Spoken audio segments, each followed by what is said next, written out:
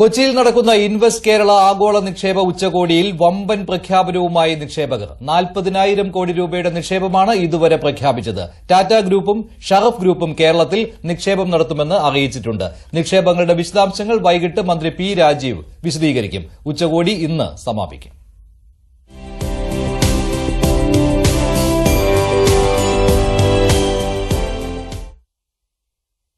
രണ്ടാം ദിവസത്തിലേക്ക് കടന്ന ഉച്ചകോടിയിൽ വമ്പൻ പ്രഖ്യാപനങ്ങളാണ് കേരളത്തെ തേടിയെത്തുന്നത്. ദുബായ് ആസ്ഥാനമായി പ്രവർത്തിക്കുന്ന ഷറഫ് ഗ്രൂപ്പ് 5000 കോടി രൂപയുടെ നിക്ഷേപം നടത്താൻ തയ്യാറാണെന്ന് പ്രഖ്യാപിച്ചു. തുറമുഖ ലോജിസ്റ്റിക് മേഖലയിലാണ് നിക്ഷേപം നടത്തുകയെന്ന് ഗ്രൂപ്പ് ചെയർമാൻ ഷറഫുദ്ദീൻ ഷറഫ് പറഞ്ഞു. Today we have decided to start a new investment in Kerala with the two locations we are planning to establish our ports, dry ports, with the support of the Kerala government with an investment of more than 500 crores. I hope 5,000 crores. 100 ടണ്ണിന് താഴെയുള്ള ബോട്ടുകളുടെ നിർമ്മാണ unit തുടങ്ങുമെന്നാണ് Tata ഗ്രൂപ്പിന്റെ പ്രഖ്യാപനം. Cochin portal ട്രസ്റ്റിൽ Malabar cement വാടകയ്ക്കെടുത്ത സ്ഥലത്തായിരിക്കും unit. The signature we have done today, we're working together already, and the teams will be working together to figure out an execution plan through which we can not just do shipbuilding, possibly even do huge process equipment manufacturing, because it's right next to the sea. We can focus on export markets. So our focus here is to focus on something which is on the small and medium segment, for which there is pretty much unlimited demand in the market. Adani, Lulu, Aster ഗ്രൂപ്പുകൾ ഇതിനകം വമ്പൻ നിക്ഷേപങ്ങളാണ് പ്രഖ്യാപിച്ചത്. Adani group 30,000 കോടിയുടെ നിക്ഷേപം നടത്തും. ഇതിൽ വിഴിഞ്ഞത്ത് 20,000 കോടിയുടെ അധിക നിക്ഷേപവും എത്തും. 5000 കോടിയുടെ ഇ കൊമേഴ്സ് ഹബ്ബ് പദ്ധതിയും തുടങ്ങും. തിരുവനന്തപുരം വിമാനത്താവളത്തിൽ 5000 കോടിയുടെ വികസന പദ്ധതികളാണ് അദാനി ഗ്രൂപ്പ് പ്രഖ്യാപിച്ചിരിക്കുന്നത്. തെലങ്കാനയിലെ Krishna institute of medical science 3000 കോടിയും ആസ്റ്റർ DM ഹെൽത്ത് കെയർ 850 കോടിയുടെ നിക്ഷേപവും പ്രഖ്യാപിച്ചു. ലുലു ഗ്രൂപ്പിന്റെ പുതിയ നിക്ഷേപ പദ്ധതികൾ ഉടൻ അറിയാം. IT സേവന മേഖലയിലും ഭക്ഷ്യസംസ്കരണ രംഗത്തും ലുലു നിക്ഷേപം നടത്തും. 1 ലക്ഷം കോടി രൂപയുടെ നിക്ഷേപമാണ് കേരളം ഉച്ചകോടിയിലൂടെ പ്രതീക്ഷിക്കുന്നത്. ഉച്ചകോടിയിൽ വന്ന നിക്ഷേപങ്ങളുടെ വിശദാംശങ്ങൾ വൈകിട്ട് മന്ത്രി പി രാജീവ് വിശദീകരിക്കും. ന്യൂസ് 8. കേരളത്തിലെ വ്യാവസായിക അന്തരീക്ഷം മാറിയെന്നും നിക്ഷേപകർക്ക് ധൈര്യമായി കടന്നുവരാമെന്നും വ്യവസായിയായ സുബിൻ കുമാരൻ.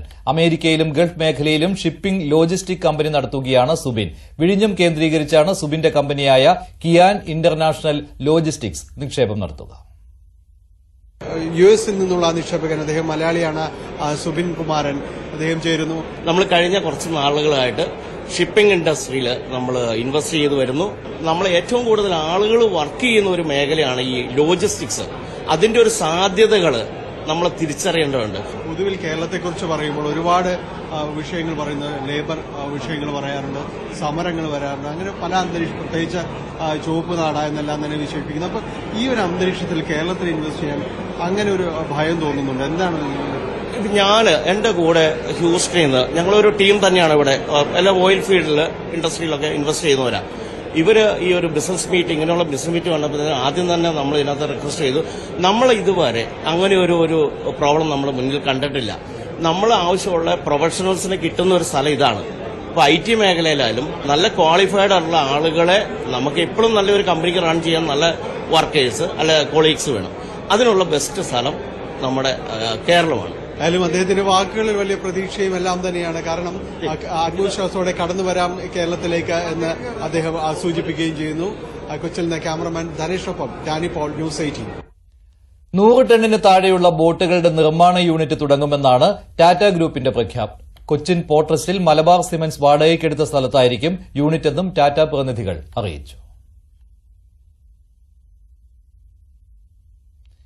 സിൽവർ ലൈൻ കേന്ദ്ര സർക്കാരിന് നടപ്പാക്കേണ്ടി വരുമെന്ന് ധനമന്ത്രി KN ബാലഗോപാൽ. കേന്ദ്രമന്ത്രി പീയൂഷ് ഗോയലിന്റേത് പോസിറ്റീവായ സമീപനമാണ്. അതിവേഗ പാതകൾക്കായി രാഷ്ട്രീയത്തിനതീതമായി നിലകൊള്ളണമെന്നും ധനമന്ത്രി ആവശ്യപ്പെട്ടു. മൈസൂർ, ബാംഗ്ലൂർ, ചെന്നൈ അതിവേഗ റെയിൽപാത ഉടൻ തന്നെ ആരംഭിക്കും എന്ന് പറഞ്ഞാൽ 1.5 മണിക്കൂറോ 2 മണിക്കൂറോ കൊണ്ട് മൈസൂരിൽ നിന്ന് ബാംഗ്ലൂർ വഴി ചെന്നൈക്ക് എത്താൻ പറ്റും. യാത്രാ സൗകര്യം വളരെ പ്രധാനമാണ്. കേരളത്തിൽ വന്ദേ ഭാരതിലാണല്ലോ നിങ്ങളൊക്കെ ഇപ്പോൾ പോകുന്നത്.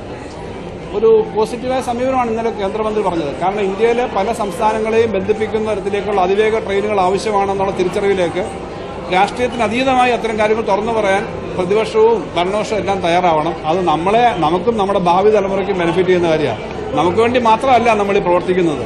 നമ്മുടെ പൂർവികർ പ്രവർത്തിച്ചുകൊണ്ടാണ് നമ്മളിപ്പോൾ എറണാകുളത്ത് നിന്നിട്ട് ഇത്തരം കാര്യങ്ങൾ പറയുന്നത്. ഈ സൗകര്യങ്ങളെ പറ്റി നമ്മളിപ്പോൾ ചെയ്തുകൊണ്ടിരിക്കുന്ന കാര്യങ്ങൾ 10, 50, 100 വർഷം കഴിഞ്ഞുള്ള കേരളത്തെ പറ്റി കൂടി കാഴ്ചപ്പാട് കൊണ്ടുകൊണ്ടാണ്. അതിനനുസരിച്ച് കാര്യങ്ങൾ ചെയ്യുക എന്നുള്ളത് ഗവൺമെന്റുകളുടെ, ചുമതല വഹിക്കുന്ന ബ്യൂറോക്രാറ്റുകളുടെ, പത്രപ്രവർത്തകരുടെ ഉൾപ്പെടെ കടമയാണ്. ആഗോള നിക്ഷേപ സംഗമം കേരളത്തിന്റെ ഭാവിയാണെന്ന് LDF കൺവീനർ TP രാമകൃഷ്ണൻ. വ്യത്യസ്ത അഭിപ്രായങ്ങൾ വരുന്നുണ്ട്. എങ്കിലും കേരളം ഒന്നിച്ചു നിൽക്കുന്നുവെന്നാണ് ആഗോള നിക്ഷേപ സംഗമത്തിന്റെ പ്രത്യേകത.